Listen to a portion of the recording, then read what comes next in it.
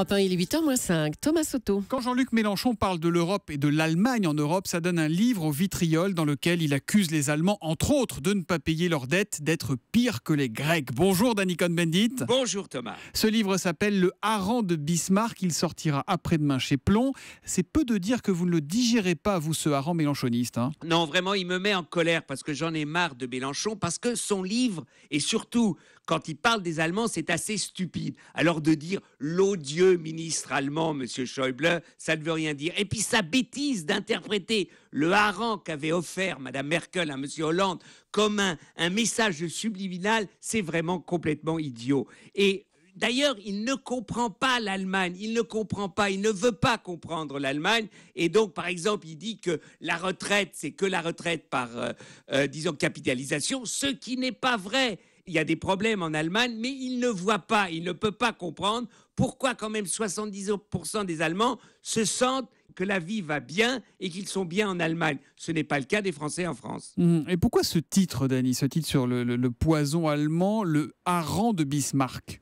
Parce que, en fait, ce qu'attaque un peu Mélenchon, c'est la condescendance allemande. Et ça, je comprends. On peut comprendre que la condescendance allemande énerve. Mais d'un côté, il veut démontrer que l'Allemagne veuille dominer l'Europe et que la politique allemande veuille dominer l'Europe. Ce qui n'est pas vrai, c'est-à-dire que si les Européens, les gouvernements européens, le Parlement européen pourraient décider d'une autre politique, l'Allemagne n'a pas envoyé ses chars et ses soldats. S'il y a une politique que Mélenchon trouve détestable et qu'on peut trouver détestable et que l'Allemagne influence cette politique, eh bien, il y a des politiques, il y a des institutions qui pourraient faire une autre politique. Mais Dany, vous êtes toujours plein de certitudes quand on parle d'Europe. Et si vous n'aviez pas raison, s'il fallait écouter un peu plus les voix dissonantes? Ah non, mais je n'ai pas de certitude sur l'Europe pour dire que tout va bien. Au contraire, seulement ce n'est pas la bêtise qui va changer l'Europe. Donc moi, je veux bien, quand on peut critiquer l'Allemagne, on peut dire que l'Allemagne est une machine économique très efficace,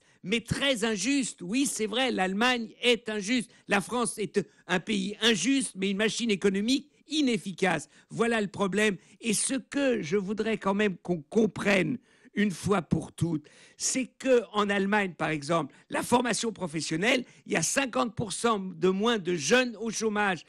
Ça ne veut pas dire que l'Allemagne, c'est bien, ça veut simplement dire qu'il y a des choses qui fonctionnent en Allemagne et il y a des choses où l'ordre républicain français ne fonctionne pas. Bon, alors ce hareng mélenchoniste dont vous ne digérez pas les arêtes, vous l'auriez appelé comment, vous, ce livre? Moi, j'aurais bien comprendre l'Allemagne. C'est un peu plus simple, mais vraiment, ça nous aiderait peut-être à comprendre pourquoi la France ne marche pas ou qu'on marche sur la tête. Je trouve que le ton de Mélenchon, eh bien, il rejoint le ton de Marine Le Pen. Voilà qui est dit. Le livre s'appelle Le hareng de Bismarck, le poison allemand. Pour tous ceux qui vont se faire leur propre idée, il suffira de le lire, sorti jeudi chez Plon. L'humeur de Dany, elle revient demain à 8h-5 sur Europe 1. Demain, Dany. À demain, Thomas. Ciao, ciao. Bonne journée.